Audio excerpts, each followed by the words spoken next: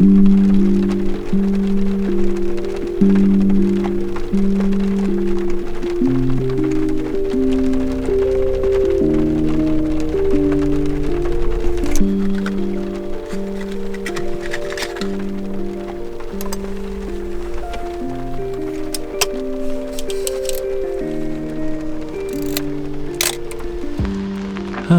and welcome to a new episode of Photography Behind the Scenes. Today I'm bringing you along on another rainy day to shoot some photos on a roll of Fuji Superia X-Tra 400. The place I chose to explore today is a settlement of houses at the edge of town where we get this nice mixture of houses and nature such as fields and forests. So I was walking along this road and came across a gate that caught me with the colourful trees hanging their leaves above it.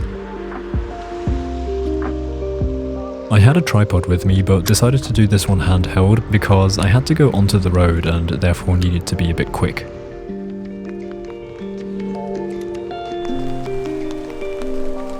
This is the result, and as you can see, this didn't go as expected. I really don't know what happened here because I was shooting with my Pentax, with which I've never had any light leak issues. I also didn't have anything happen to my camera recently that could cause the light seals to get damaged, so I don't really have a clue how this happened. Anyway, without the light leaks, I think this actually would have been a pretty decent photo.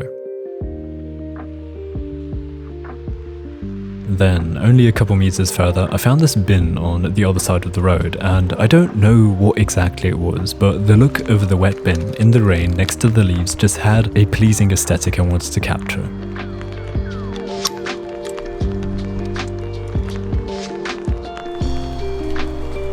Here's the result, and again, somehow a huge light leak found its way onto the photo. Overall, the colours of this photo are quite funky. Even the left side, that didn't seem so affected by the light leak, has totally abstracted colours, and I tried to somehow correct them in post, but it didn't get much better than this.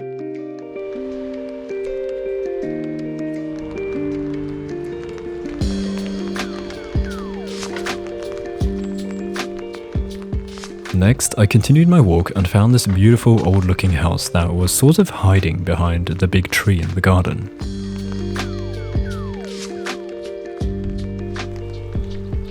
I composed a shot and got this. Yeah, this time the light leak went completely crazy and across the whole photo, so let's just continue.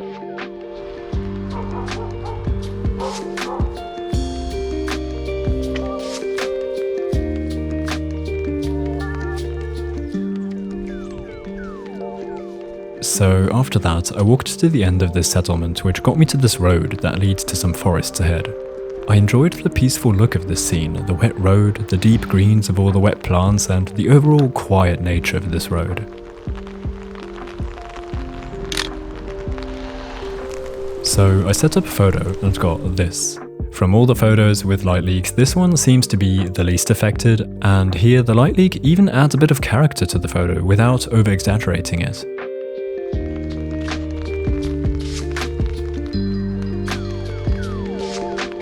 After that, I walked up the road, and just before coming to the next road, I spotted a little path with a gate to my left, and thought maybe this could be an interesting photograph from the other side of the road. I looked for a good position and decided to get a shot.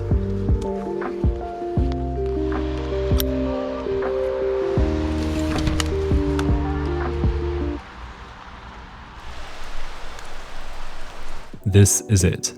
As you can see, we've finally got a normal photograph without a huge light leak, and I like it. I enjoy this compositional split between the road and the greenery. Additionally, the photograph has a couple cool details. I mean the gate, the tree logs, and the street lamp in the middle. Then I moved over here to get a similar shot, but with more view of the road on my right. This is it, and I think it's cool for more or less the same reasons. Something that has come into play here is an increased sense of depth thanks to the road. And something else I would like to point out is the wonderful look of the wet road. This is one of many reasons I think to go out to shoot in the rain. Everything gets wet and has this glow from all the reflected light, which has such a beautiful and calming aesthetic. However, maybe it just feels calming in this photo because of the emptiness of the scene, which works so well together with the wet look. I'm not sure. Then I crossed the road to come to this pile of logs. I was aiming to shoot a photo of the forest ahead with some logs in the foreground.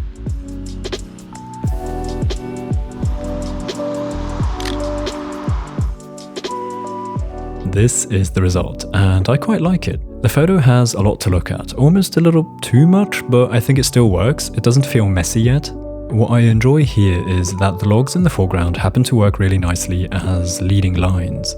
They seem to lead from the foreground into the forest, giving the composition a sense of flow.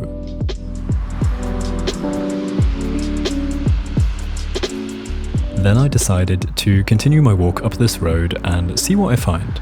It didn't take long until I found my next subject. I found 3 trees among the bushes across the road.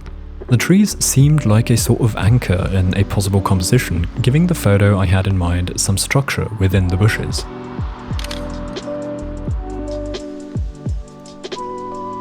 Here's the photograph. So do you know what I mean here? Apart from the road, most of the photo is just a bunch of leaves. However, there seem to be 3 trees in similar proximity to each other, which give the bushes a sense of symmetry and order.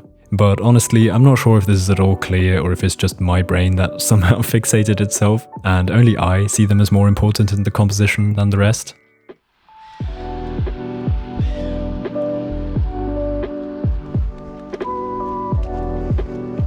Then I walked on along this road and came to a junction where I found this path that led through the forest to a field. I thought this could be a cool photo, so I set up a pretty simple composition, just centering the path.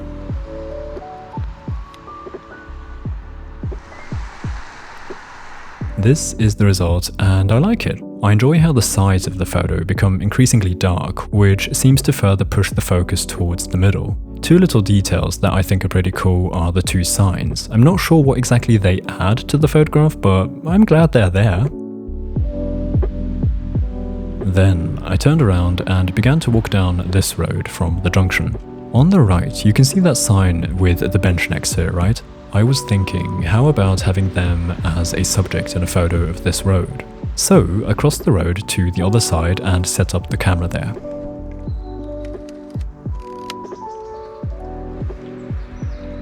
This is what I got, and I think this worked out wonderfully. The emptiness of the photograph and the overall mood create this calm atmosphere, which I enjoy here. I also like how the road again contributes to the composition nicely by adding a sense of depth to the photo.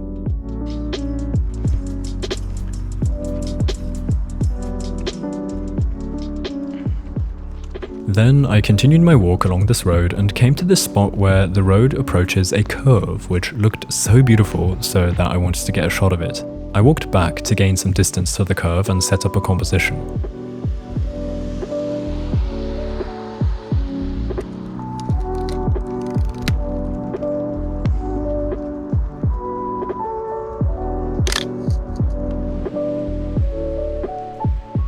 This is it, and oh do I love this. So I don't know if you can relate, but curves can be so beautiful, don't you think? I mean, look at how this road curves just a bit to the right and then goes left to disappear behind the trees. I find this truly aesthetically pleasing, and the photograph documents this perfectly. Thanks to all the trees, the light even gives the curve a sort of spotlight, while the edges of the photo are pretty dark. Let me add a little detail that I also highly appreciate. At the end of the road, pretty much in the middle of the photo, is another bench and a street lamp beside it. They don't really act as a subject, I find, but I think they are a sweet detail and a sort of payoff for following the road. Then I continued my walk, and at some point this woman passed me here on her bicycle, and then suddenly I thought I want to get a shot of her on the road.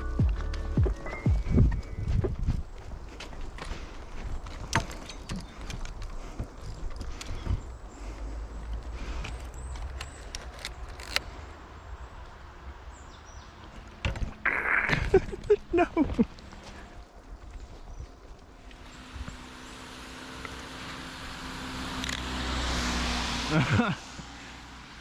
That was close. So this is the photo.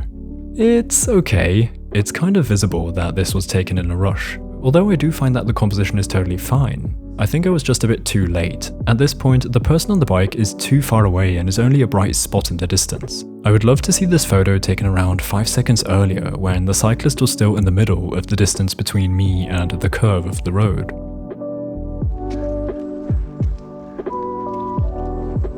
Next, I found this track going into the forest and attempted to get a photograph from here.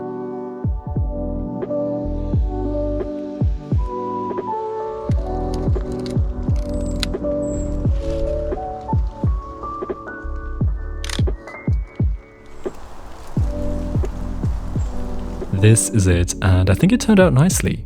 The path being this more off-track dirt road evoked this feeling of something mysterious, the feeling of uncertainty lying ahead. A contributing factor for this might be the main road, which takes up some space at the bottom in the foreground. This seems to emphasize the fact that this path into the forest is off the usual way and unknown. Speaking of off the usual way, I continued my walk and found a track leading into the forest. I was curious to see where the path leads to, so I followed it. Dear white shoes, I am very sorry about this. The forest was beautiful, and I was trying to find a spot that could work well as a photograph.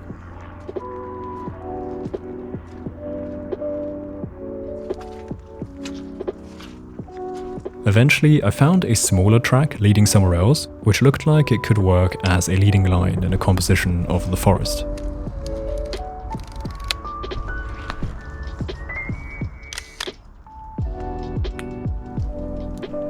This is the outcome, and I think it's alright. It's nothing exactly good, I find.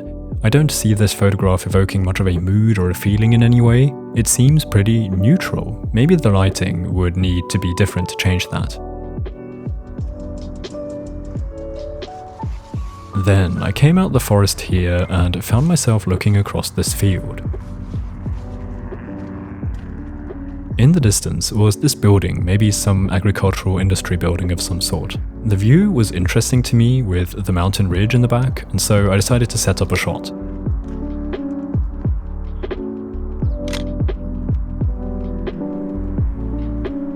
This is the photo, and I think it's okay. It doesn't really evoke anything in me again. It seems like a simple documentation of this place on a particular day. Maybe for people who are not used to the landscapes and the general environment of Austria, this could be more interesting as a picture of what many places here look like.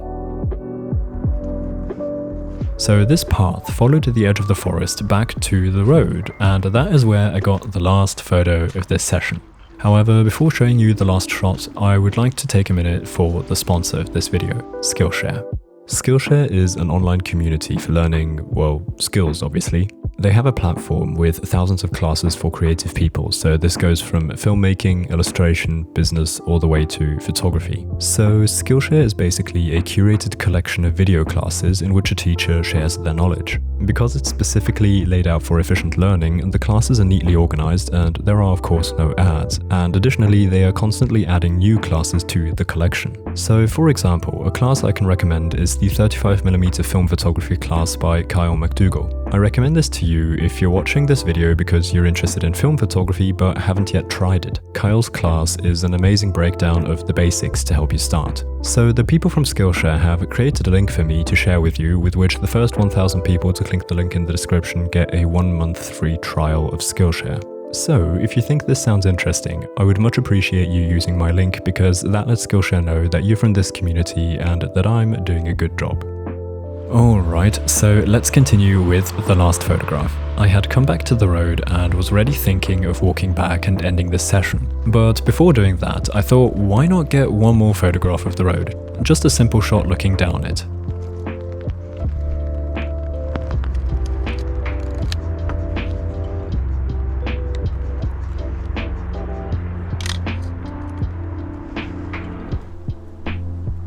This is it, and I think this is a wonderful way to end the session. The last two photos didn't really excite me much, but this one I think is great. As you probably know, I just love these photos of an empty road, as simple as they may be, just being a center composition. I suppose more often than not, keeping it simple is a good way to go. The thing here is that I also adore roads that are surrounded by a forest. It's so pretty. So those two preferences plus the rain create, in my opinion, a wonderful end to this session. It was a good one, even though we had the light leak issues at first. I think in total this was a successful session. My favourite of the day is definitely this one here. I love this one for the reasons I explained in the last photo, but this one has multiple additional factors that make it even better. The lighting here is a bit more dramatic in a good way. The bench at the end is cool, and as stated already, I adore that curve. Anyway, which is your favourite? Let me know in the comments, I'm really curious what you think. And that's it for this week. I hope you enjoyed the video. If so, I'd appreciate a like. Consider subscribing if you haven't yet, and I'll see you again next week in the next video. Until then, goodbye.